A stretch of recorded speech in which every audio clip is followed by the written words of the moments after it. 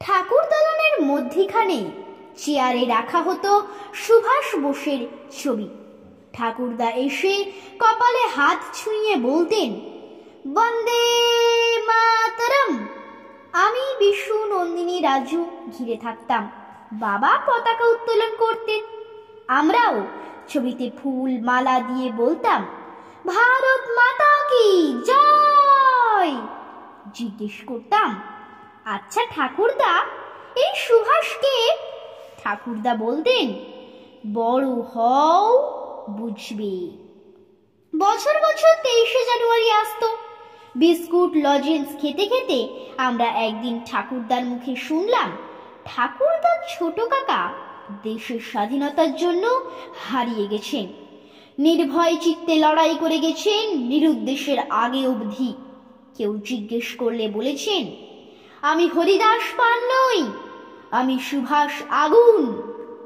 ঠাকুরদা বললেন, বুঝলে দাদু ভাই, আমার ছোট কাকা ছিলেন সুভাষ বোস।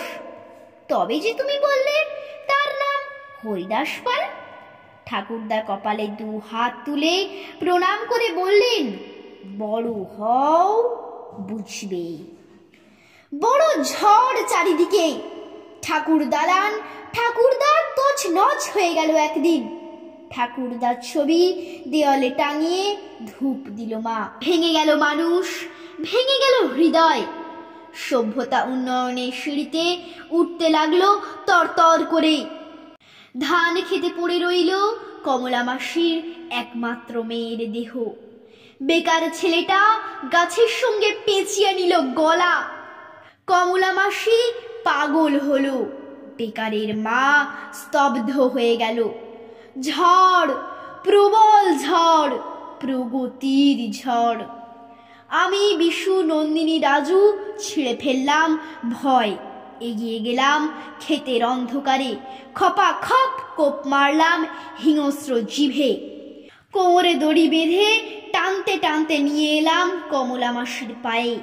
বেকারের চিঠি আর সমস্ত সার্টিফিকেট নিয়ে হাজির হলাম টেবিলে টেবিলে।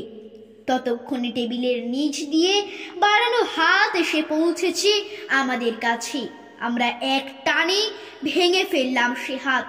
বললাম, হোক, যোগ্যতার পরীক্ষা হোক। দলে দলে বেকারের মা আওয়াজ তুলল, হোক হোক, যোগ্যতার পরীক্ষা হোক। অসুখে ছুটে গেলাম বুক ভরা বিশুদ্ধ বাতাস নিয়ে।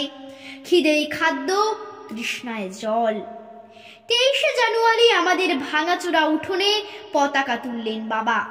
ফটো ফ্রেম থেকে 1 বাক্স লজেন্স নিয়ে নেমে এলেন ঠাকুরদা।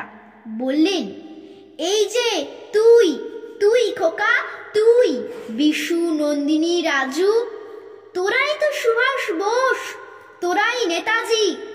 স্পর্ধা আর আগুন, আজাদ হিন্দ বাহিনী, তোরাই। ওই দেখ, ভারত মাতা তোদের কপালে জয় টিকা এঁকে দিচ্ছেন। বল, বন্দে মাতরম, বন্দে মাতরম। আমার 30 বছরের জিজ্ঞাসায় ভ্রু কুঞ্চিত হয়। তবে যে বলতে তোমার ছোট কাকা হরিদাস পাল আসলে সুভাষ বোস? ঠাকুরদা এক গাল হাসিতে বললেন, বড় হও বুঝবে। নাও এখন লজেন্স খাও। নমস্কার।